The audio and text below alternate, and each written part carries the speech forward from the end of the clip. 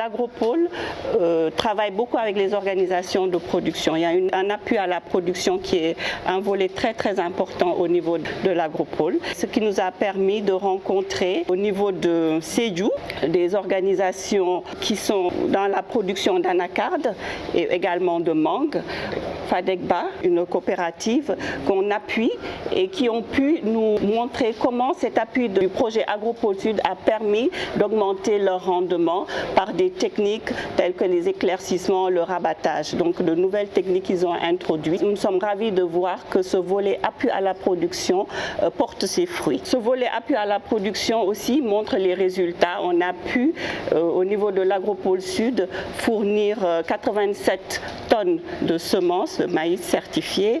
On a pu fournir également plus de 500 000 plants de fruitiers aux producteurs, ce qui permet de booster la production. La matière première, il faut qu'on assure la matière première en quantité et en qualité pour pouvoir démarrer les unités de production. Au niveau de Adéane et au niveau de Kolda. Donc au niveau d'Adéane, on est à 65% de réalisation. Les hangars de stockage, toutes les infrastructures donc, sont en train d'être en cours de finalisation. Au niveau de Kolda aussi également, nous avons visité le module et on est à 40% de réalisation. Donc c'est correct.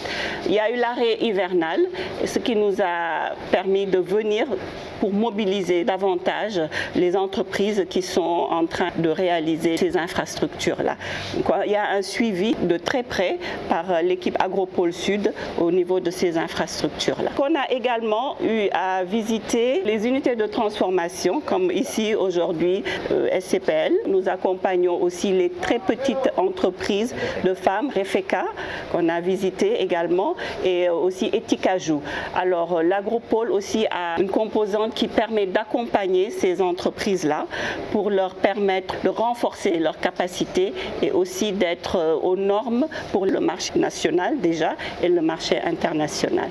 Donc nous sommes vraiment ravis de cette visite, de voir que les infrastructures avancent, de nous enquérir des attentes de nos parties prenantes et puis également de remercier les autorités locales qui nous appuient dans ce sens. Le ministre de l'Industrie et du Commerce qui avait fait la visite au mois de mai. Comme j'ai eu à vous le dire, il y a eu l'arrêt hivernal. Donc l'arrêt hivernal de fortes pluies qui ont ralenti l'état d'avancement des travaux.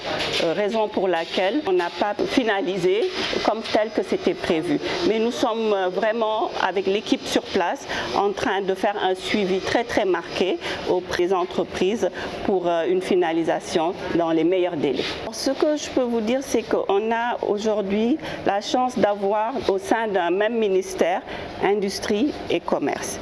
Donc, les difficultés que rencontrent les unités industrielles comme celle-ci, c'est l'approvisionnement en matière première. La matière première est disponible en quantité, en qualité, donc il faudrait que nos structures industrielles locales puissent avoir ce dont ils ont besoin pour transformer. Donc, ce qui veut dire qu'avoir un ministère qui couvre et l'industrie et le commerce, ça permettra de prendre les réformes qu'il faut pour pouvoir assurer un approvisionnement suffisant aux unités de transformation. Nous sommes en train d'y travailler au sein du cabinet pour justement voir les réformes à mettre en place pour que ce problème soit résolu dans les meilleurs délais.